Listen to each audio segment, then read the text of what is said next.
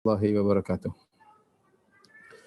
Alhamdulillahi ala ihsanih wa syukru lahu ala taufiqihi wa amtinanih wa asyhadu an la ilaha illallah wahdahu la syarika lahu ta'ziman li sya'nih wa asyhadu anna Muhammadan abduhu wa rasuluhu da'ila ridwanih.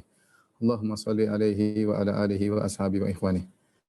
Para dokter sekalian dirahmati oleh Allah Subhanahu wa taala, para pemirsa, ikhwan dan akhwat yang dirahmati oleh Allah Subhanahu wa taala.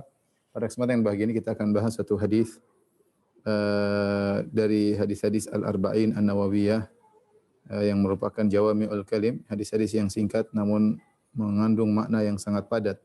Kita sampai pada hadis yang ke-8 An Ibni Umar radhiyallahu taala anhuma, dari sahabat Ibnu Umar radhiyallahu anhuma, anna Rasulullah sallallahu alaihi wasallam qala, Rasulullah sallallahu bersabda, umirtu an uqatilan nas, aku diperintahkan untuk memerangi manusia hatta yashhadu an la ilaha illallah wa anna Muhammadar Rasulullah, sampai mereka bersaksi bahwasanya tidak ada sembahan yang berhak disembah kecuali Allah dan bahwasanya Muhammad adalah utusan Allah.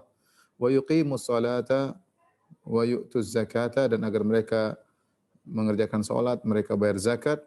Fa idza fa'alu dzalik, kalau mereka melakukan itu semua, asamu minni dima'ahum, maka mereka menjaga darah mereka, amwalahum, dan juga harta mereka, illa bihaqqil Islam, kecuali dengan hak Islam. Wa hisabuhum 'ala Allah, dan hisab mereka dikembalikan kepada Allah. Hadis riwayat Al-Imam Al-Bukhari dan Al-Imam Muslim. Hadis ini saya tuliskan kembali agar jelas bagi kita, ya. Dari Ibnu Umar radhiyallahu ta'ala anhuma, Nabi sallallahu alaihi wasallam bersabda, ya, umirtu an uqatilan nas hatta yashhadu an la ilaha illallah wa anna Muhammadan Rasulullah wa yuqimus salat wa yu'tuz zakat fa in fa'alu dhalik fa idza fa'alu dhalik asamu minni dima'ahum wa amwalahum illa bihaqqil Islam wa hisabuhum 'ala Allah.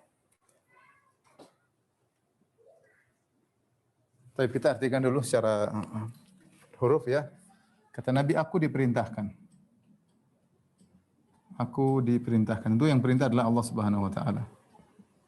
Untuk memerangi, ya, untuk memerangi manusia, untuk memerangi orang-orang, ya, memerangi orang-orang, hingga mereka bersaksi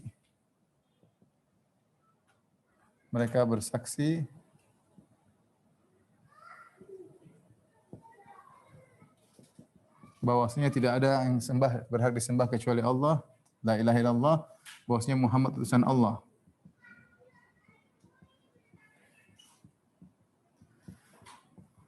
Kemudian menegakkan salat,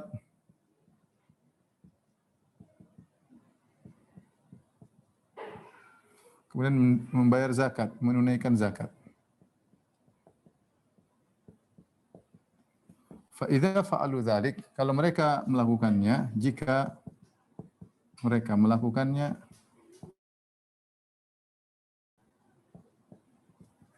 asamu minni dima'ahum, terjaga, ya, darah dan harta mereka,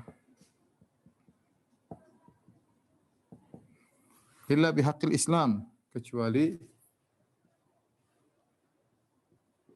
karena hak Islam. Nanti akan kita jelaskan ini semua, ya. Wa hisabuhum 'ala Allah, dan hisab mereka di sisi Allah. Jadi hadis ini salah satu hadis yang tidak diketahui oleh Abu Bakar dan Umar radhiyallahu ta'ala anhuma. Di zaman Abu Bakar radhiyallahu anhu, setelah Rasulullah SAW wafat, di zaman pemerintahan Abu Bakar radhiyallahu ta'ala anhu, terjadi kehebohan, yaitu banyak orang-orang yang murtad dari orang-orang Arab Badui, mereka murtad. Di antara mereka mengikuti nabi palsu Musailimah Al-Kadzdzab, sampai terjadi banyak peperangan seperti peperangan Yamamah ya, sampai puluhan ribu dan banyak sahabat yang meninggal dunia. Di antara juga timbul kegaduhan, itu sebagian mereka orang-orang Arab Badui tidak mau bayar zakat. Tidak mau bayar zakat. Akhirnya Abu Bakar radhiyallahu taala anhu menyiapkan pasukan untuk memaksa mereka bayar zakat. Ya. Kemudian Umar mengatakan, "Wahai Abu Bakar, kenapa kau memerangi mereka sementara mereka mengucapkan la ilaha illallah, mereka tidak bayar zakat?" Rupanya hadis yang ada di Abu Bakar dan Umar yaitu umirtu an uqatilan nas hatta yashhadu an la ilaha illallah wa anna Muhammadar Rasulullah. Ya. Adapun tambahan ini wa yuqimus salat wa yu'tuz zakat, mengerjakan salat bayar zakat ini tidak diketahui oleh Abu Bakar dan Umar. Sehingga terjadilah khilaf di antara mereka. Sehingga khilaf apakah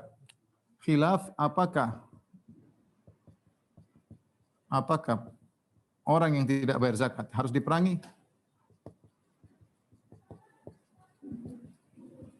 Zakat diperangi. Maka adapun Abu Bakar, Umar berpendapat tidak perlu diperangi. Kenapa? Karena mereka mengucapkan la ilaha illallah. Mereka sudah la ilaha illallah, mereka mengatakan Rasulullah SAW adalah utusan Allah. Ya. Kemudian Abu Bakar mengatakan tidak, aku akan memerangi mereka.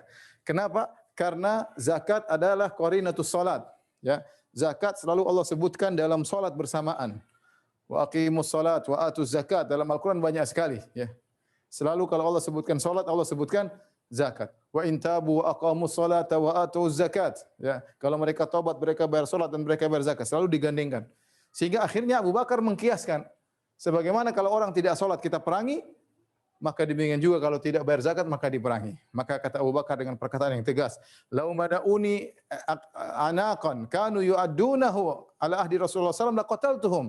Kalau di zaman Nabi mereka membayar zakat dengan kambing, mereka kasih kambing kecil untuk bayar zakat di zaman Nabi, sekarang mereka tidak mau bayar, aku akan perangi mereka. Bahkan dalam riwayat, "Walau manauni iqalan," kalau mereka di zaman Nabi bayar zakat dengan iqal, dengan tali yang mengikat onta, sekarang mereka tidak bayar, laqataltuhum, aku akan memerangi mereka. Akhirnya diskusi antara Abu Bakar dan Umar, akhirnya Umar pun mengalah dan setuju dengan pendapat Abu Bakar, di mana Abu Bakar mengkiaskan salat zakat kepada salat, akhirnya diperangilah mereka yang tidak mau bayar zakat sampai mereka mau bayar zakat. Kata para ulama ternyata ada hadis yang lebih tegas sehingga seharusnya Abu Bakar tidak perlu analogi, tidak perlu kias, yaitu hadis Ibnu Umar yang sedang kita bahas ini. Ternyata ada hadis yang lebih lengkap.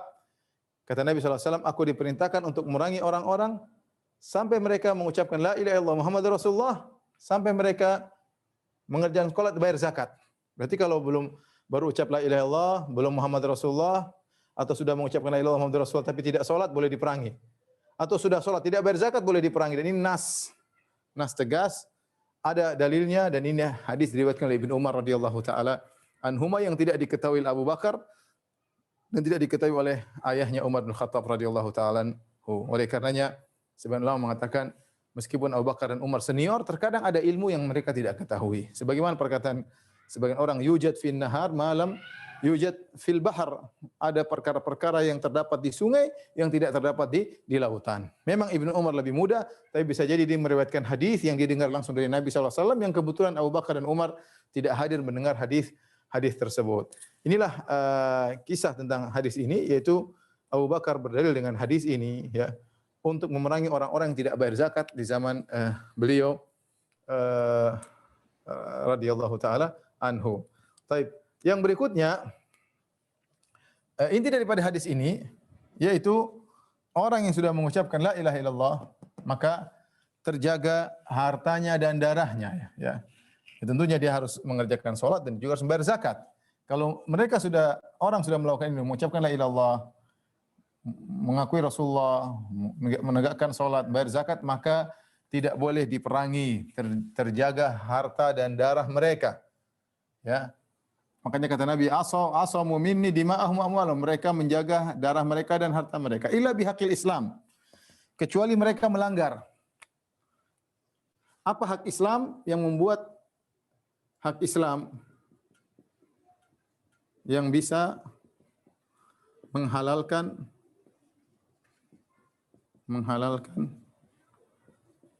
darah seseorang yang mengucapkan la ilaha illallah. Mengucapkan la ilaha illallah. Di antaranya akan datang pada hadis selanjutnya nanti insyaallah, yaitu la yahilu damu muslim illa bi ihdah salas. Bahwasanya darah seorang muslim tidak halal kecuali 3 perkara. Di antaranya kalau dia murtad, maka dia boleh dibunuh menurut syariat Islam. Kemudian di antaranya dia berzina dengan dirajam. Berzina jika sudah menikah. Kemudian masih berzina, maka dia boleh dibunuh dengan dirajam. Yang ketiga, dia membunuh orang lain, dikisos. Membunuh orang lain, maka dia dikisos. Dikisos. Ini dirajam. Kalau dia melakukan salah satu daripada 3 ini, maka dia berhak untuk ditumpahkan darahnya. Ya, hisabuhum 'ala Allah, ya. Maka adapun kalau mereka zahirnya, kalau zahirnya Islam, maka kita tidak boleh menumpahkan darahnya. Urusan mereka kepada Allah. Seandainya ternyata mereka munafik, ya bukan urusan kita. Kita cuma dituntut untuk menilai zahir. Maksud daripada ini adalah kita hanya dituntut untuk menilai yang zahir, yang nampak, yang lahir, ya. Misalnya ada seorang munafik, kemudian dia ternyata tidak beriman kepada Allah dan tidak beriman kepada Rasulullah, tapi dia ternyata mengucapkan la ilaha illallah Muhammad Rasulullah, dia mengerjakan salat, bayar zakat, maka tidak boleh kita membunuhnya, tidak boleh menumpahkan darahnya. Kita katakan hisabuhum 'ala Allah, urusan dia diserahkan kepada Allah Subhanahu wa taala, ya. Dan inilah hukum asal seorang muslim, ya. Ini menunjukkan, ya, hukum asal seorang muslim tidak boleh ditumpahkan darahnya kecuali kalau dia melakukan pelanggaran hak Islam, ya. Ini hukum asal. Hukum asal seorang muslim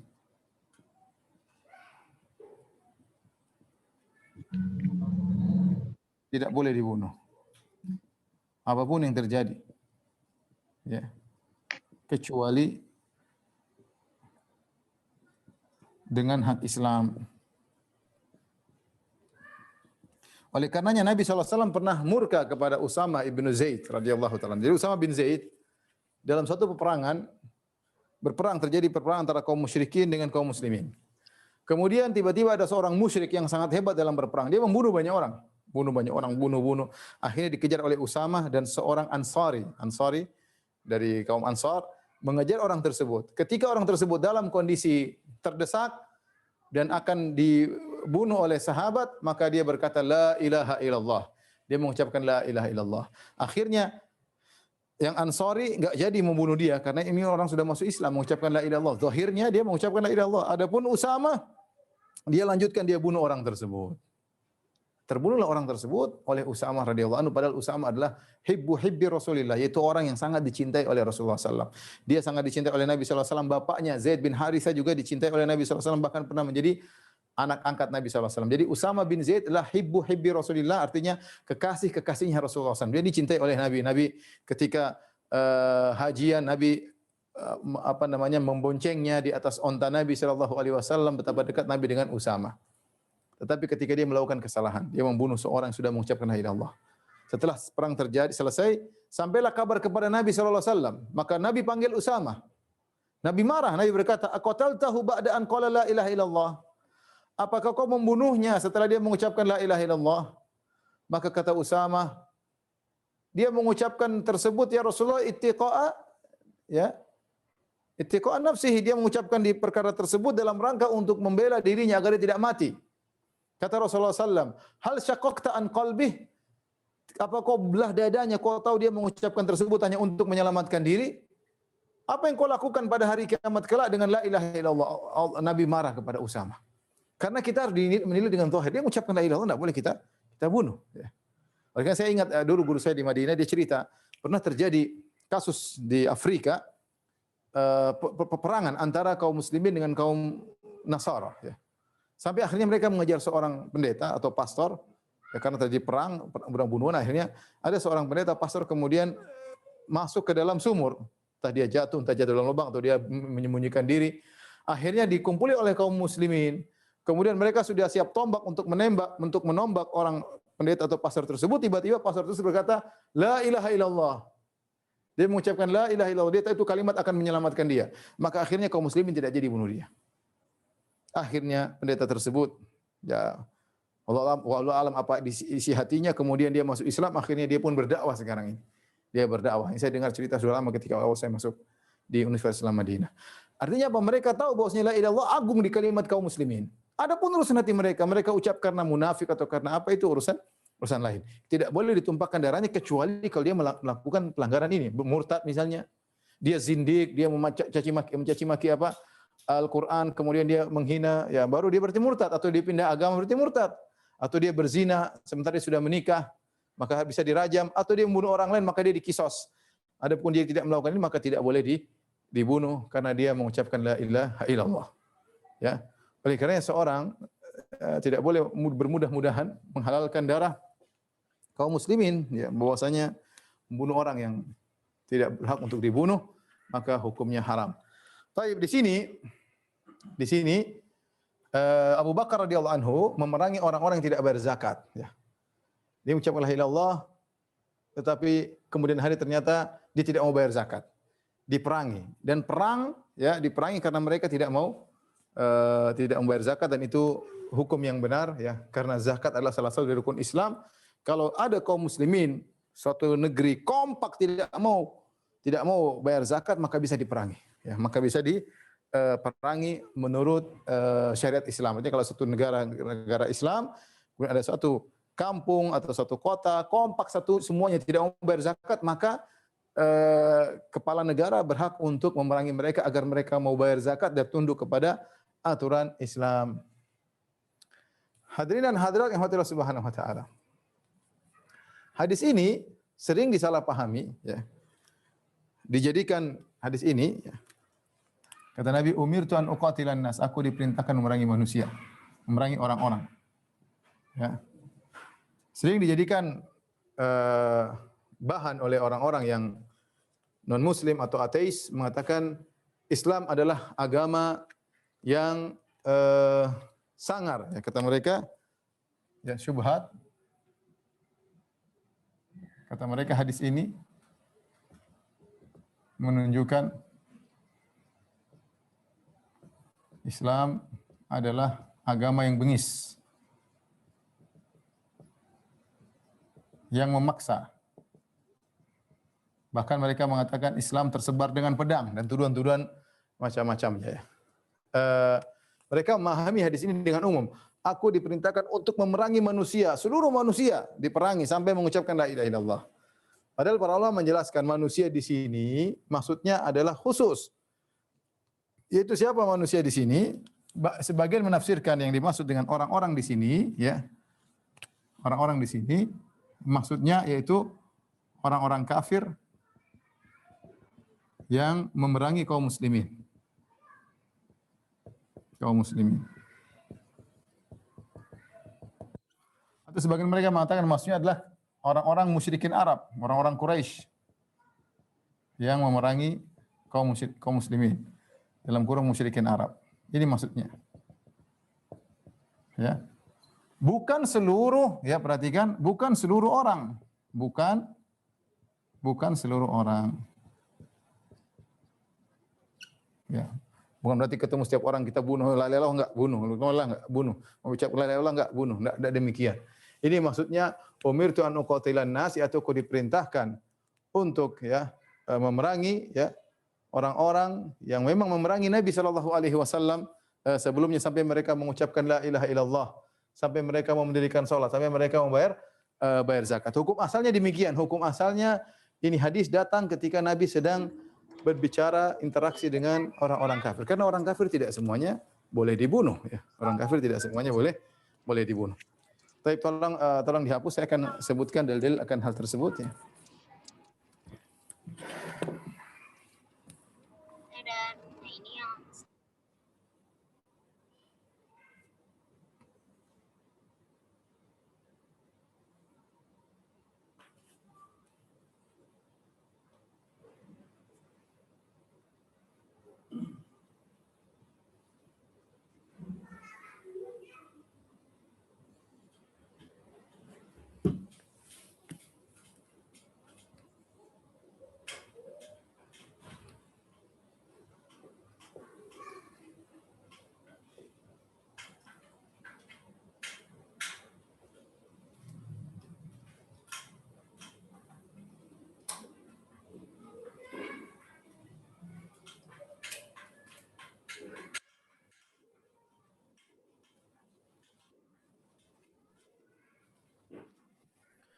Jadi sebagian orang-orang salah paham tentang hadis ini.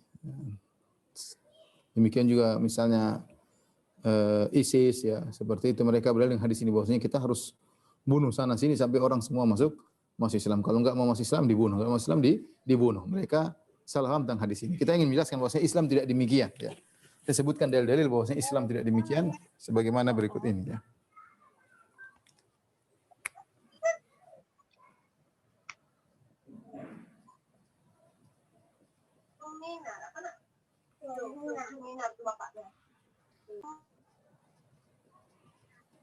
Tidak memerangi semua orang kafir. Yang pertama, terlalu banyak dalil. Pertama, ya, tidak ada paksaan dalam Islam.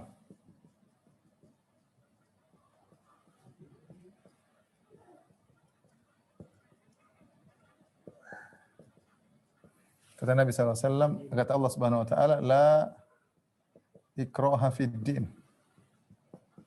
Ya, tidak ada paksaan dalam Islam.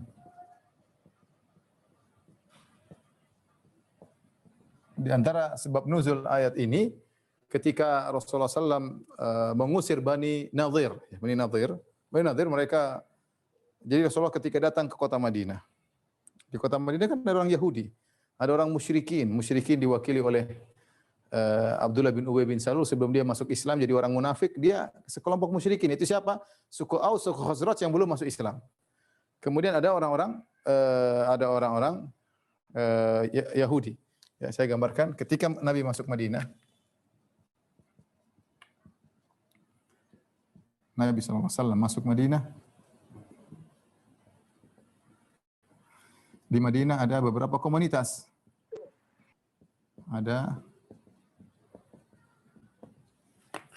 Komunitas tersebut adalah siapa? Di antaranya adalah kaum musyrikin.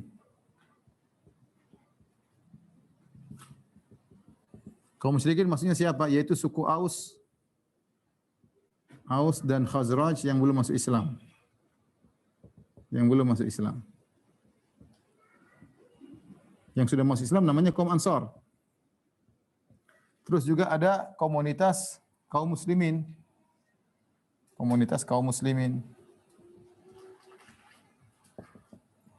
Siapa mereka? Yaitu Al-Ansar. Ansar dan Muhajirin. Kemudian juga ada komunitas Yahudi. Yang mereka ada 3 kabilah. Namanya kabilah Bani Qainuqa, kemudian Bani Nadir,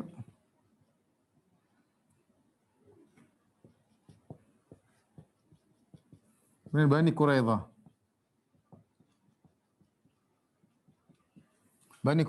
Yang pertama diusir adalah Bani Qainuqa karena mereka berkhianat. Yang kedua Bani Nadir. Bani Nadir juga mereka hendak membunuh Nabi ketika itu. Mereka ingin membunuh Nabi, mereka mengundang Nabi dan mereka ingin melemparkan batu kepala Nabi untuk bunuh Nabi. Akhirnya ketahuan, Jibril alaihissalam kasih tahu. Akhirnya Nabi mengusir mereka sehingga turun surat firman Allah surat Al-Hasyr. Surat Al-Hasyr tentang pengusiran Bani Nadir, ya, Bani Nadir dari kota Madinah, ya.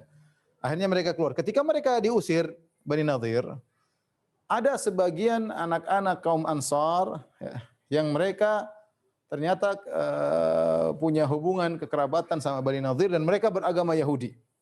Mereka beragama Yahudi, ya. Sementara orang tua mereka Islam.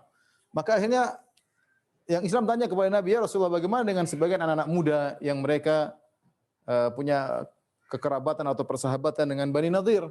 Apakah mereka terusir bersama mereka atau kita tahan mereka bersama kita di Madinah? Maka turunlah firman Allah, la ikraha fid din. Tidak ada paksaan dalam agama. Sehingga sebagian mereka akhirnya mengikuti Bani Nadir. Beragama Yahudi ikuti mereka dan Nabi SAW tidak mengapa. Ya sudah, silakan pergi, ya. Ini di antara dalil bahwasanya tidak semua orang kafir diperangi. Demikian juga ternyata dalam kota Madinah sendiri ada Bani Quraidah. Asalnya Nabi tidak berperang dengan mereka. Bahkan Nabi membuat suatu perjanjian dengan mereka yang disebut dengan Wathiqatul Madinah, yaitu piagam kota Madinah. Ya. Jadi sini Nabi membuat perjanjian dengan Yahudi yang dikenal dengan piagam Madinah. Yang isinya adalah jika ada musuh menyerang dari luar, maka Nabi dan orang-orang Yahudi kerjasama untuk melawan musuh tersebut. Dan ini terus berjalan sampai pada tahun 5 Hijriah ketika Rasulullah SAW diperangi oleh Al-Ahzab 10.000 pasukan. Masih ada perjanjian damai antara Nabi dengan Bani Quraidah. Namun di saat genting tersebut mereka berkhianat. Tapi intinya Nabi membuat perjanjian damai. Berarti tidak benar bahwasanya Nabi orang Islam mengajarkan kalau ketemu orang kafir bunuh, ketemu orang kafir bunuh. Ternyata tidak. Ternyata tidak. Ya. Demikian juga di awal-awal ada kaum musyrikin dan Nabi tidak memerangi mereka. Sampai akhirnya ketika perang Badar akhirnya mereka masuk Islam. Sebagian mereka jadi orang munafik seperti Abdullah bin Ubay bin Salul. Tapi ketika Nabi datang tidak ada peperangan dengan mereka. Kemudian ini yang pertama. Kemudian yang kedua, saya sangat jelas, ya, Allah tidak melarang berbuat baik dengan orang-orang kafir yang baik. Kata Allah Subhanahu wa taala, la yanhaakumullah 'anil ladzina lam yuqatilukum fid din wa lam yukhrijukum min diyarikum an tabarruhum wa tuqsitu ilaihim. Innallaha yuhibbul muqsitin. Artinya apa? Allah tidak melarang kalian untuk berbuat baik dan untuk adil kepada siapa? Kepada orang-orang kafir yang tidak memerangi kalian. Alladzina lam yuqatilukum fid din. Yaitu tidak mengapa berbuat baik dan adil, kata Allah, tidak mengapa berbuat baik dan adil kepada orang-orang kafir yang tidak memerangi kalian, yang tidak memerangi kalian. Jelas ayatnya, ya, bahwasanya tidak mengapa berbuat baik yang tidak memerangi kalian. Ini jelas ayatnya. Kemudian di antara dalil yang menunjukkan bahwasanya tidak semua orang kafir diperangi, ya.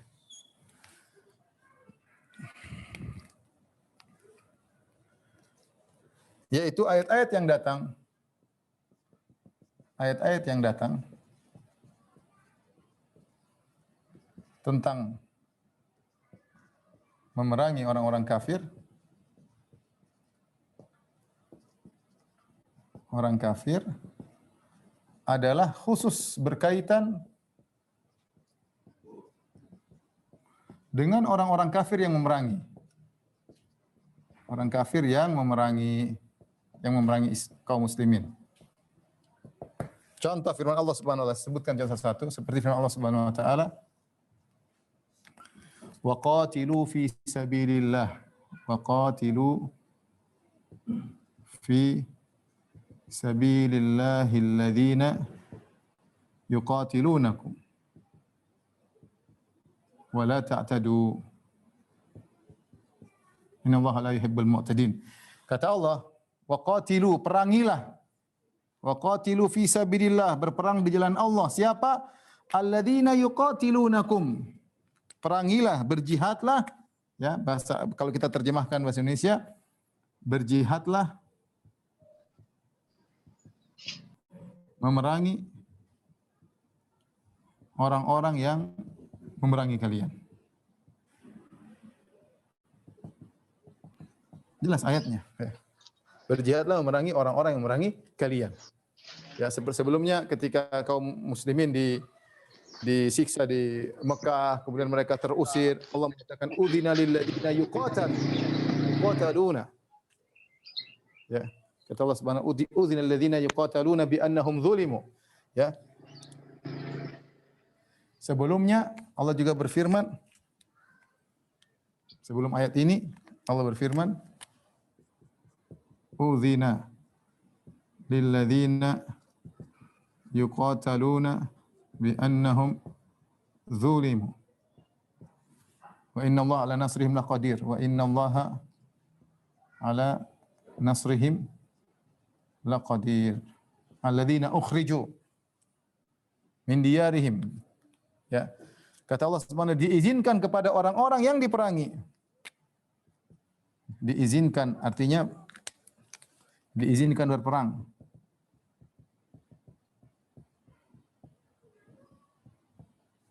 Bagi orang-orang yang diperangi, yaitu kaum muslimin yang mereka diperangi dan diusir dari kota Mekah menuju kota Madinah. Ya, yuqatalun, perhatikan. Jadi Allah tidak mengatakan bunuh-bunuh begitu saja, tidak. Tapi semua yang disuruh perang oleh Allah Subhanahu Wa Taala orang yang memerangi orang-orang yang berperang. Ya. Contoh lagi firman Allah Subhanahu Wa Taala, wa qatilul musyrikina kafah kama yuqatilunakum kafah. Wa qatilul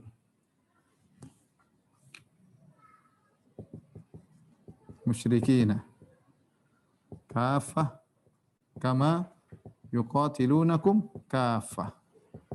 Sama artinya, perangilah kaum musyrikin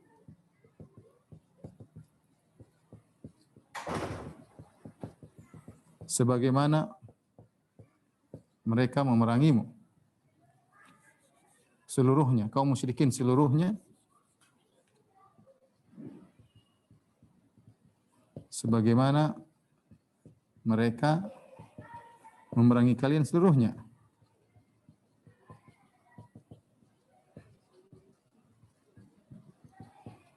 Jadi sama berkaitan dengan orang kafir yang berperang, itu yang diperangi oleh kaum muslimin, ya.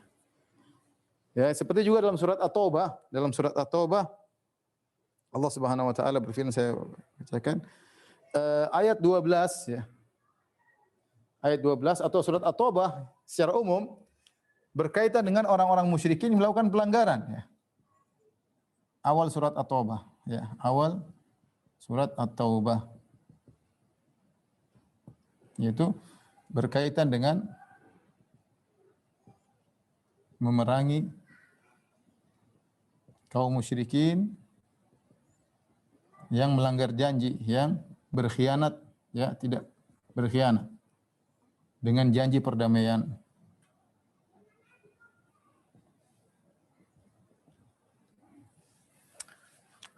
Kemudian ini dalil bahwasanya tidak semua orang kafir diperangi.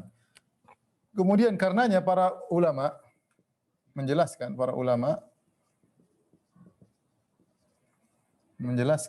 macam-macam non-muslim atau kafir. Ada beberapa macam model kafir. Yang pertama disebut dengan kafir muahad. Kafir muahad yaitu orang kafir yang punya perjanjian damai dengan kita. Orang kafir yang punya perjanjian damai dengan kita. Dan ini kalau kita baca sirah, banyak sekali Rasulullah SAW bikin perjanjian damai. Di antaranya perjanjian damai yang ma'ruf, perjanjian Hudaybiyah dengan orang musyrikin Quraisy yang sebelumnya memerangi Nabi SAW, mengusir Nabi dari kota Makkah. Kemudian Nabi bikin perjanjian damai dengan mereka, tapi mereka melanggar. Tapi ada perjanjian damai. Ya. Kemudian juga ketika Nabi SAW berperang dengan orang Quraisy dalam perang Uhud, Nabi ketemu dengan sebagian kaum musyrikin yang Nabi punya perjanjian damai dengan mereka. Jadi di kota Madinah banyak suku-suku musyrikin. Ketika tahun 3 Hijriah terjadi perang Uhud, Nabi kan berperang sama orang Quraisy. Tetapi Nabi juga punya hubungan sama orang-orang musyrikin dari kabilah-kabilah yang Nabi punya perjanjian dengan mereka. Sehingga tidak saling mengganggu di antara mereka. Di antaranya dengan seorang dari Khuza'ah, ya. Sehingga terjadi hanya perang dengan orang Quraisy. Ketika tahun 6 Hijriah terjadi perjanjian damai dengan orang Quraisy. Jadi ada perjanjian kafir muahad. Yang Nabi SAW mengatakan dalam hadisnya, kata Nabi SAW, man qatala muahadan lam yarah raihatal jannah. Kata Nabi SAW, siapa yang membunuh kafir muahad yang punya perjanjian damai, maka tidak cium bau surga. Ini ancaman yang berat. Haram bagi kita untuk bunuh orang kafir yang punya perjanjian damai. Sekarang kalau kita perhatikan sama sekarang, kita punya perjanjian damai. Kita orang Indonesia punya perjanjian damai dengan Amerika, dengan Inggris, dengan negara-negara kafir banyak, dengan Singapura, banyak. Ya. Kita perjanjian damai dengan Jepang, dengan Cina, dengan negara-negara rata-rata namanya PBB, jadi perjanjian damai ya. Untuk perjanjian damai, intinya kita ada hubungan damai dengan mereka. Perjanjian damai itu apa? Berjanji untuk gencatan senjata, tidak ada peperangan. Ya. Orang kafir sebenarnya tidak boleh dibunuh. Namanya juga kafir musta'man. Ya. Yaitu orang kafir yang diberi pengamanan. Yang diberi pengamanan. Ini ceritanya bagaimana? Ceritanya negara Islam sedang berperang dengan negara kafir. Jadi peperangan di antara mereka. Kemudian ada dari orang kafir yang minta masuk ke negara Islam, minta pengamanan. Contohnya utusan misalnya delegasi. Terjadi peperangan kemudian ini sedang perang ini. Negara Islam, negara kafir. Kemudian negara kafir minta pengamanan karena ada utusan ingin menyampaikan pesan dari presidennya atau rajanya misalnya. Maka orang ini diamankan kalau disetujui oleh orang Islam tidak boleh dibunuh. Ini namanya kafir musta'man, kafir yang diberi pengamanan. Tidak boleh dibunuh ya. Meskipun mereka dalam kondisi peperangan. Kenapa dia minta pengamanan dan dikasih? Dan ini boleh ya. Ini diperbolehkan. Dan ini dipraktikkan oleh para sahabat ketika ada seorang Quraisy yang datang ke kota Madinah, sementara orang Quraisy sedang berperang sama orang Islam di kota Madinah. Kemudian di antara mereka minta pengamanan, maka Rasulullah kasih. Tidak boleh ya. Contohnya seperti Zainab ketika Abul As ya, suaminya datang kemudian masuk kota Madinah minta pengamanan, maka Zainab memberi pengamanan, maka yang lain tidak boleh mengganggu Abul As padahal dia musyrik. Ini dipraktikkan kafir musta'man dan banyak dalil tentang hal ini. Kemudian di antaranya namanya kafir zimmi. Kafir zimmi. Apa itu kafir zimmi? Kafir zimmi adalah orang kafir yang tinggal di wilayah Islam dengan bayar jizyah. Jizyah itu apa? Jizyah itu kata para ulama lebih rendah daripada pajak. Nilainya lebih rendah daripada pajak. Daripada zakat, lebih rendah dari pajak. Fungsinya apa? Fungsinya untuk menjaga orang tersebut. Menjaga orang tersebut, artinya dia tinggal di negara muslim, dia bayar jizyah, ya lebih ringan daripada zakat, agar darahnya terjaga dan dia bisa beraktivitas, dia bisa jual beli, tidak boleh ada yang mengambil hartanya, tidak ada masalah. Ya, sama orang muslim pun kalau punya uang disuruh bayar zakat, ya sama. Ya, ini bukan dan menunjukkan dia tunduk kepada peraturan Islam. Ini juga tidak boleh dibunuh. Bahkan dalam hadis kata Nabi SAW, ala man dzalama mu'ahadan aw intaqasahu aw kallafahu fawqa taqatihi aw akhadha min malihi biwairi tibi nafsihi fa ana hajijuhu yaumal qiyamah. Kata Nabi SAW, ketahuilah siapa yang menzalimi kafir mu'ahad, diartikan juga kafir zimmi. Siapa yang menzalimi orang kafir yang tidak berhak untuk dibunuh, baik kafir zimmi maupun kafir mu'ahad, atau merendahkannya, atau menugaskan dia memperkerjakan di luar kemampuannya, atau mengambil hartanya tanpa dia ridhoi, Kata Nabi, fa ana hajiju yaumul qiyamah, aku akan bela dia pada hari kiamat, aku akan menjadi musuh orang yang menzalimi kafir tersebut pada hari kiamat. Ini contoh-contoh orang kafir yang tidak boleh dibunuh. Yang boleh dibunuh cuma satu. Kafir harbi. Ini yang boleh dibunuh. Ini boleh dibunuh. Ya. Apa kafir harbi? Yaitu kafir yang memerangi. Yaitu kafir yang memerangi. Ya, dia juga membunuh kaum muslimin. Kalau kita tidak bunuh dia bunuh kita. Orang seperti ini boleh halal darahnya, halal hartanya. Kenapa? Perang. Adapun tiga ini tidak boleh. Jadi tidak semua kemudian orang kafir boleh dibunuh ya. Tidak. Ini kemudian dalil berikutnya praktek Nabi sallallahu alaihi wasallam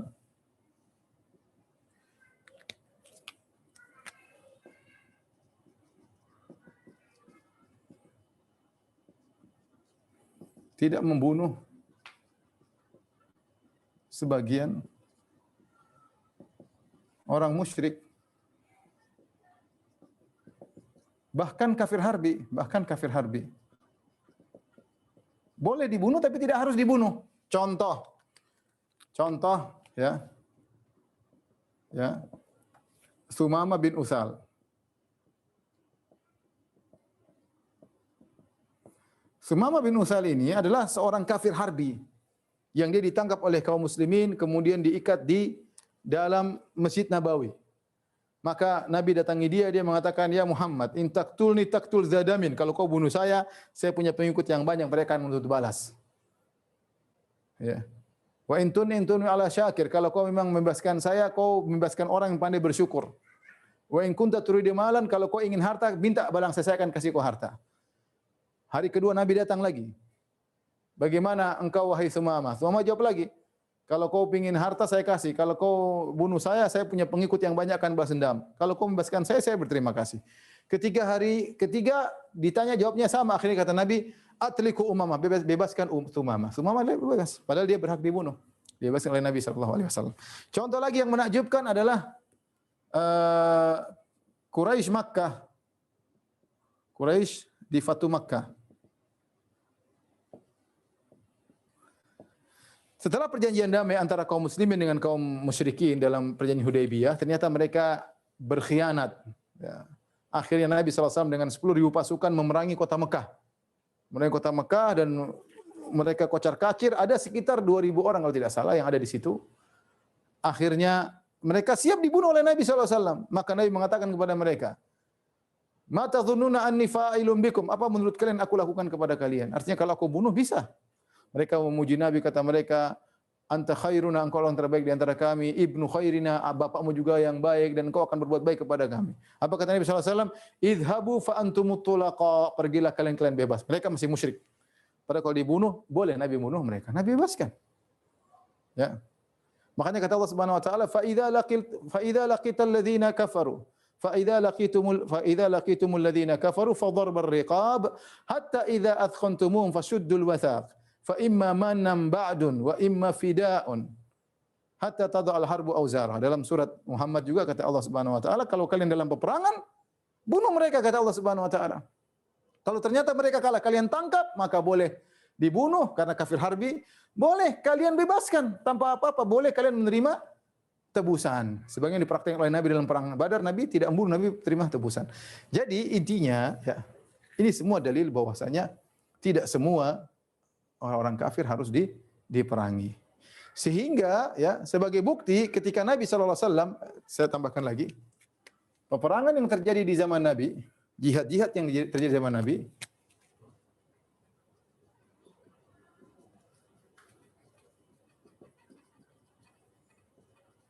Nabi, rata-rata adalah pembalasan dari Nabi, pembalasan. Bukan Nabi yang mulai. Dari kaum muslimin. Rata-rata demikian. Coba kita contohkan.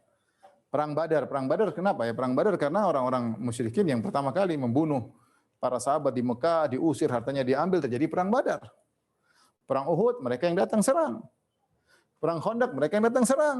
Kemudian Nabi, jadi rata-rata Nabi membalas ya. Kemudian Nabi kenapa mengirim Sariyah? Karena sebagian mereka ingin menyerang. Kalau kita baca sejarah sangat jelas. Berkumpullah sekelompok orang, kemudian kabilah-kabilah ingin menyerang Nabi, maka Nabi mendahului menyerang.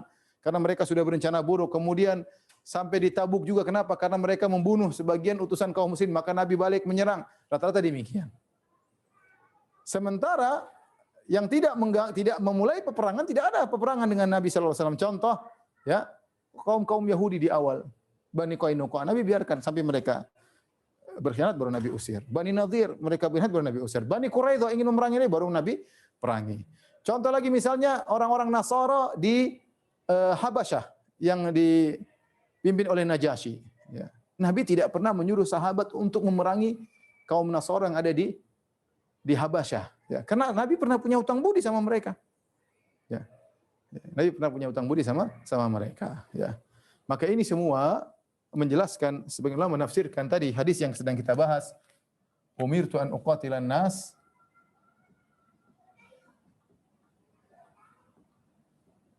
ya. Aku diperintahkan untuk memerangi manusia sampai mereka mengucapkan la ilaha illallah. Manusia di sini maksudnya adalah kafir khusus, tidak semua orang maksudnya. Di sini alif lam di sini adalah alif lam lil ahad. Kalau belajar bahasa Arab insyaallah ngerti.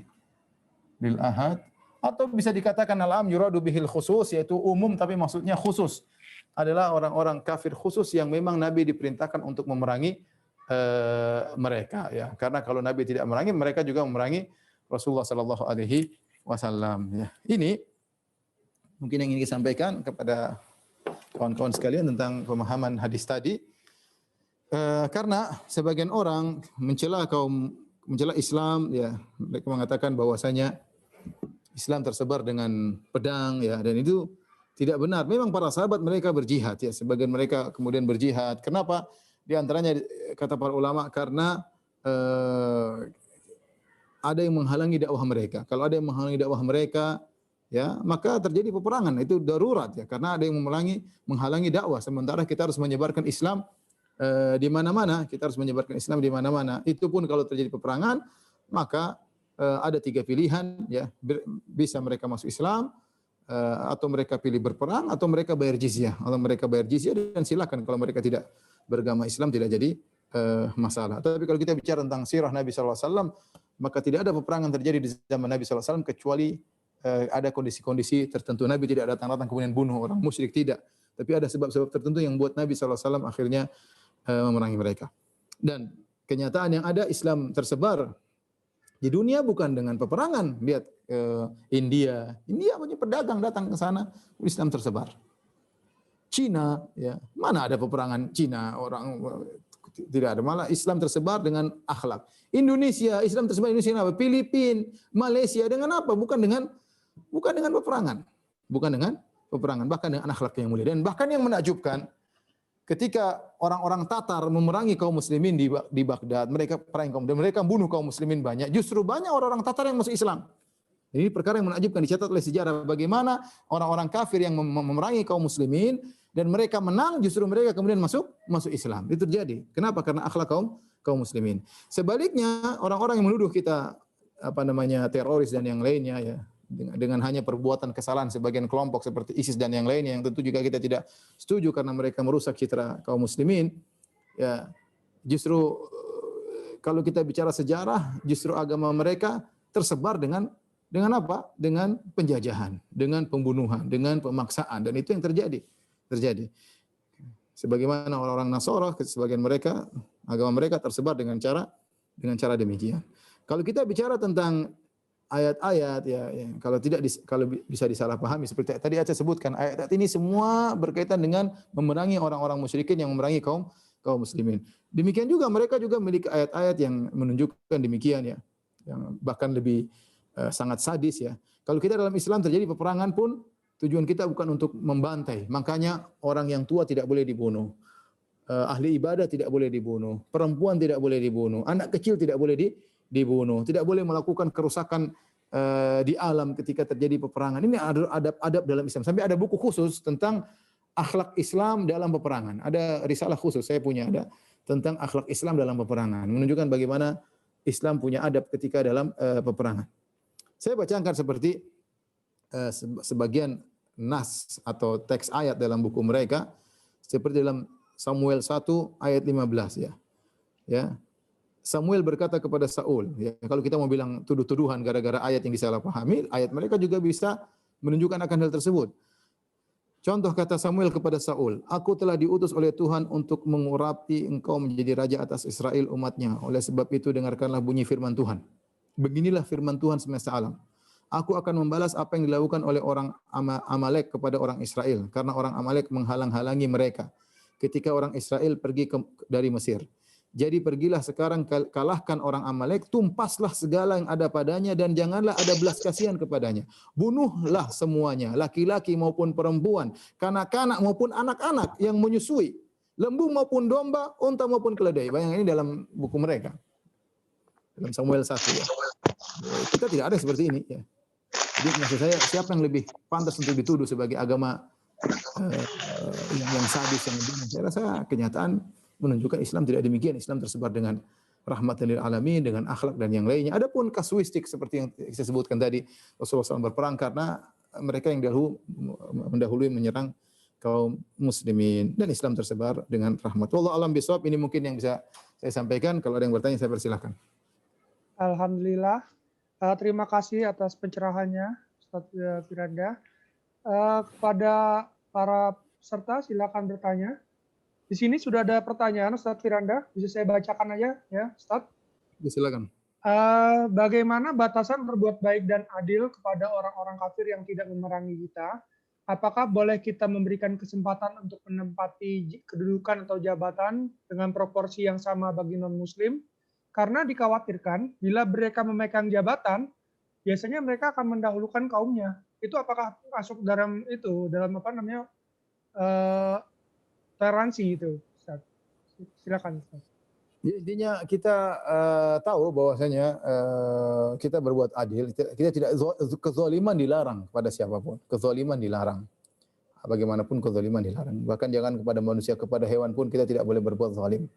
Ya, tidak boleh berbuat zalim. Tetapi kalau kita tahu bahwasanya ada orang non muslim yang musuhi agama, yang kemudian mencari kekuatan dalam suatu instansi dan yang lainnya, maka kita waspada. Kita juga tidak bodoh ya. Ya, kalau ternyata orangnya tidak demikian, maka tidak. Tapi kalau kita ternyata tahu orang tersebut nampak dia kemudian kalau sudah begini, maka kemudian dia akhirnya hanya mengambil orang-orangnya, kemudian mulai menyusun strategi-strategi, maka kita waspada. Kita jangan memberikan kesempatan kepada orang-orang seperti itu ya. Tapi kalau ternyata dia tidak demikian, dia baik-baik saja seperti yang lainnya, maka kita harus berikan haknya. Wallahu a'lam bishawab. Oke, ini pertanyaan dari saya, Ustadz. Mengenai akhir-akhir ini kan kita dikejutkan dengan berita-berita di mana banyak sekali gangguan terhadap umat Islam, di mana ada perlukaan terhadap ulama-ulama, perusakan rumah ibadah, dan memang ini belum mengarah ke perang sih memang, tapi kan ini kita sudah terganggu. Ini bagaimana sikap kita, Ustaz? Saya rasa kita punya penguasa pemerintah, tinggal kita lobby pemerintah dengan baik ya. Karena kalau kita main hakim sendiri, mudaratnya sangat besar. Kita negara ada aturannya ya, dan kita terdiri atas berbagai macam agama dan toleransi alhamdulillah berjalan ya di tanah air kita. Maka kita jaga toleransi tersebut ya. Kita menjelaskan agama dengan baik, kita mendakwahi mereka, jangan dibiarkan saja, tapi kita tidak memaksa mereka. Kalau ada kerisuan-kerisuan seperti itu, ya maka kita laporkan segera kepada pihak yang berwajib. Kalau mereka misalnya tidak menjalankan, maka perlu kita tekanan-tekanan, pressure kepada mereka misalnya, agar paling tidak kemunduran tersebut bisa terhindar. Ya. Adapun misalnya kita mempersiapkan diri, ya dalam kondisi apapun kita menyiapkan diri, ya. Tidak tunggu misalnya ada gangguan, ada kontak tertentu, enggak, kita selalu berusaha menjaga diri, menyusun melatih diri, punya kekuatan dari sisi fisik, kekuatan dari sisi misalnya teknologi, dan itu dituntut bagi setiap muslim. Adapun mengambil tindakan, itu tentunya tidak boleh, kita harus mengembalikan kepada pihak yang berwajib. Wallahu a'lam bishawab. Oke, terima kasih Ustadz. Ini ada pertanyaan lagi Ustadz. Bagaimana sikap kita terhadap teman kita yang non-muslim dalam adab saling mendoakan? Itu Salam. adab saling mendoakan Ustadz. Saling Ya. mendoakan. Ya, terima kasih. Dia mendoakan kita mendoakan dia boleh, kita mendoakan dia dapat hidayah, mendoakan dia diberi kebaikan oleh Allah Subhanahu wa taala ya. Dia mendoakan kita menurut Tuhan, dia keyakinan dia urusan dia. Tapi kita mendoakan siapa saja boleh. Sebagaimana Nabi SAW pernah mendoakan Abu Jahal atau Umar. Kata Nabi SAW, Allahumma a'izal Islam bi ahadi Umarain. Ya Allah, kuatkanlah Islam dengan salah satu dari dua orang ini, Abu Jahal atau Umar. Ya, boleh kita mendoakan orang kafir agar mereka dapat hidayah, boleh. Sebagaimana Nabi SAW berdoa agar ibunya Abu Hurairah dapat hidayah, ya, boleh. Ya, kalau dia mendoakan kita dengan keyakinan dia, ya urusan dia. Tapi kita mendoakan dia, boleh. Ya. Saya jadi ingat saya punya kawan, dia non Muslim, Nasrani, kemudian keluarga dia keluarga ini pendakwah, ya, pendakwah Nasara. Kemudian dia dapat hidayah, dia masih muda waktu dia cerita, saya dapat hidayah. Akhirnya keluarganya malu karena mereka ini apa namanya, istilahnya penyebar, istilahnya pendakwa lah di kalangan mereka. Tatkala ada salah seorang dari anak mereka yang masuk Islam, maka ini perkara yang memalukan. Teman saya cerita, akhirnya mereka bingung, akhirnya mereka memanggil salah seorang pendeta yang terkenal saat itu, yang mungkin memiliki ilmu, kemudian untuk mendatangi kawan saya tersebut. Kawan saya cerita, akhirnya datanglah pendeta tersebut, diketuk pintu, datang tiba-tiba, kemudian pendetanya mau bicara.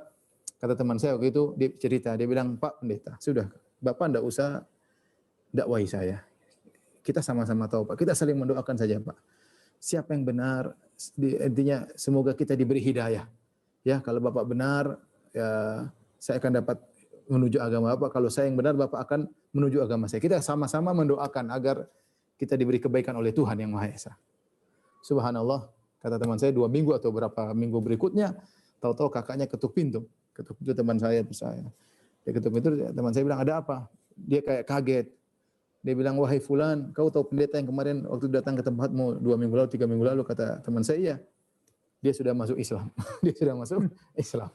Ini teman saya cerita sendiri. Ya, sekarang saya masih sering kontak dengan saya. Jadi maksud saya kalau kita mendoakan orang kafir boleh kita doakan agar mereka dapat hidayah ya. Wallahu a'lam bishawab.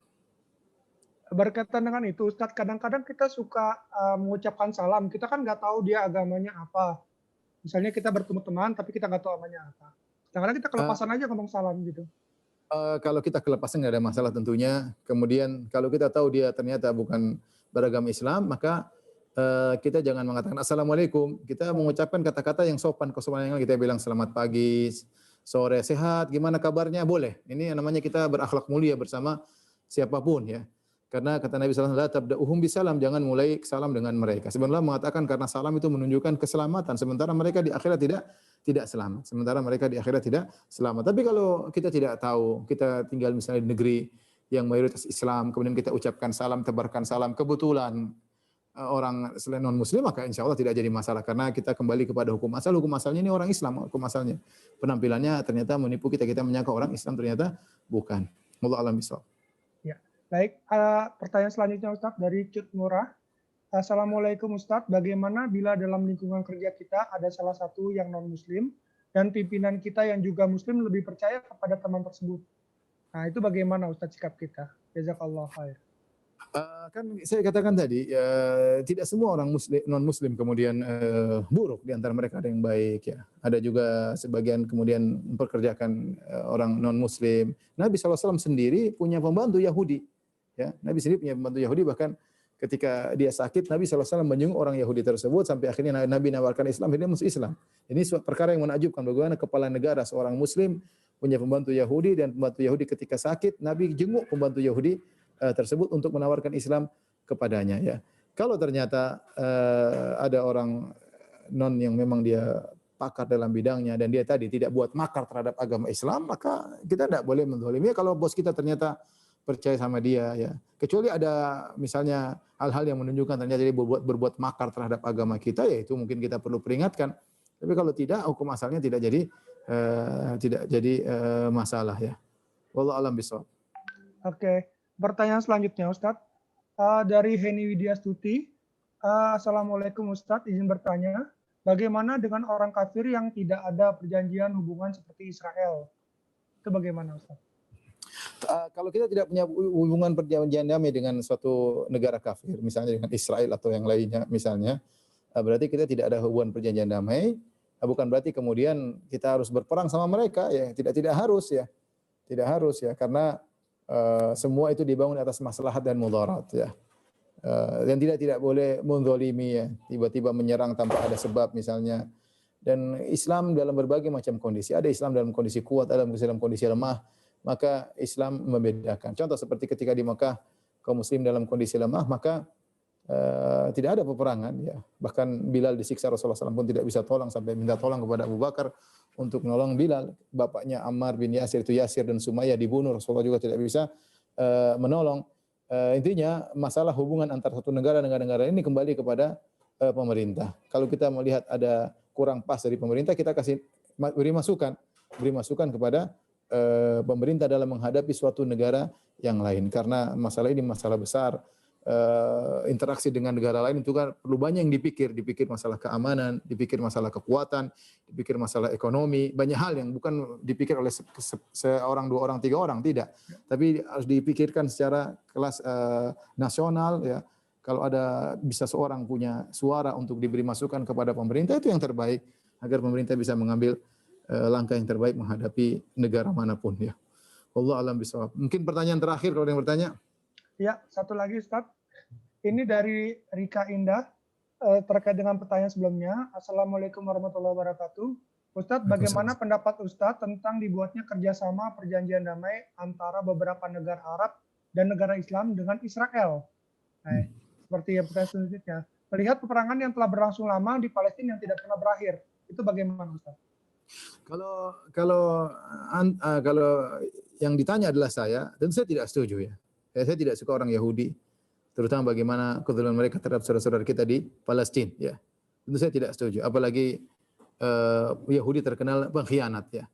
Lihat bagaimana suku Bani Qainuqa ya, kita bicara secara umum ya. Adapun person-person ada di antara mereka yang baik, ada di antara mereka masuk Islam. Sahabat juga dulu Abdullah bin Salam dari Yahudi masuk Islam. Tapi secara global sifat mereka secara global pengkhianat dan mereka senantiasa berkhianat dan mereka adalah akan menjadi musuh kita di akhir zaman. Rasulullah SAW sudah jelaskan, maka seharusnya kita tidak membuat hubungan damai dengan mereka ya. Tetapi kalau kita bicara hukum asal boleh-boleh saja ya. Nabi SAW ketika berperang dengan orang-orang Quraisy ya, setelah berperang panjang akhirnya bikin perjanjian damai, bisa perjanjian Hudaybiyah. Setelah terjadi perang Badar, perang Uhud, perang Khandaq, baru perang Badar tahun kedua, perang Uhud tahun ketiga, perang Khandaq tahun kelima, tahun keenam Nabi bikin perjanjian damai. Ya, kalau kita bicara boleh, maka boleh. Tetapi saya tidak setuju dengan itu semua. Saya tidak suka dengan orang Yahudi ya. Tetapi kita tidak bisa masuk urusan luar negeri suatu negara. Mereka punya pandangan sendiri ya. Kita boleh tidak setuju, tapi itu urusan negara masing-masing. Kita tidak tahu apa yang mereka hadapi ya. Dan Islam dibangun atas maslahat dan mudarat. Tapi kalau antum tanya kepada saya tidak setuju. Saya tidak setuju. Wallahu a'lam bishawab. Ini saja yang saya sampaikan, kurang lebihnya saya mohon maaf. Subhanakallah bihamdik asyhadu an la ilaha illa anta astaghfiruka wa atubu ilaik. Assalamualaikum warahmatullahi wabarakatuh. Waalaikumsalam warahmatullahi wabarakatuh.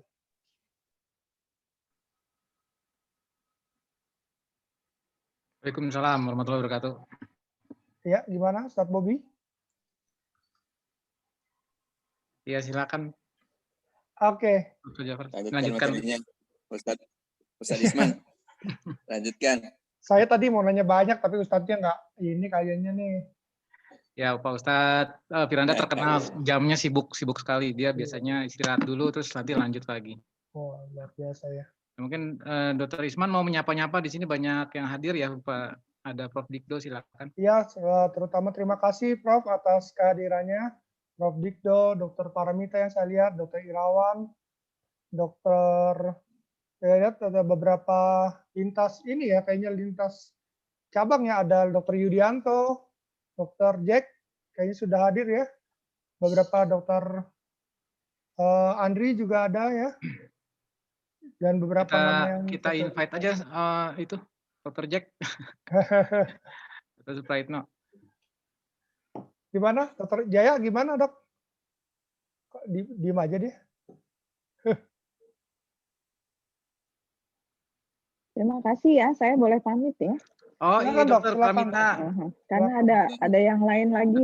Pramita, terima kasih. Assalamualaikum. Ya, Waalaikumsalam. warahmatullahi. Waalaikumsalam dok. Masih dulu. Iya, Prof Dikdo kita sapa dulu.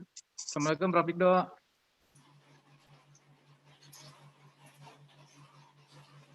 Udah live kali ya? Belum, masih ada. Belum. Ada Dr. Nasiti juga.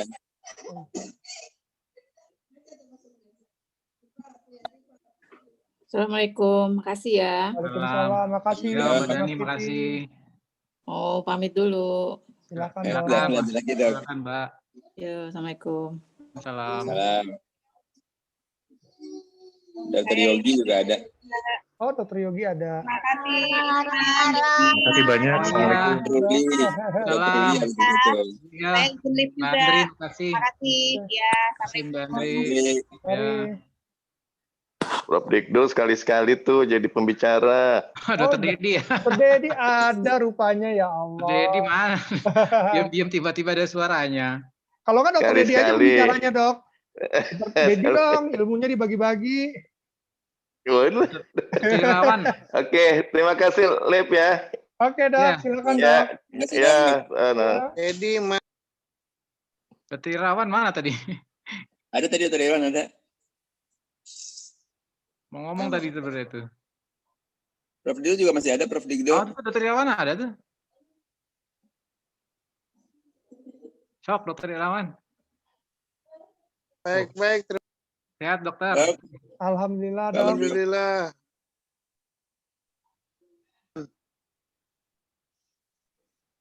Biasanya yang rajin apa Prof Zaki nih, Prof Zaki lagi nggak ikutan ya? Lagi ada acara, Om Bob. Oh gitu ya. Heral Muni. Habis ini gue juga ikut sana bentar lagi. Oh gitu.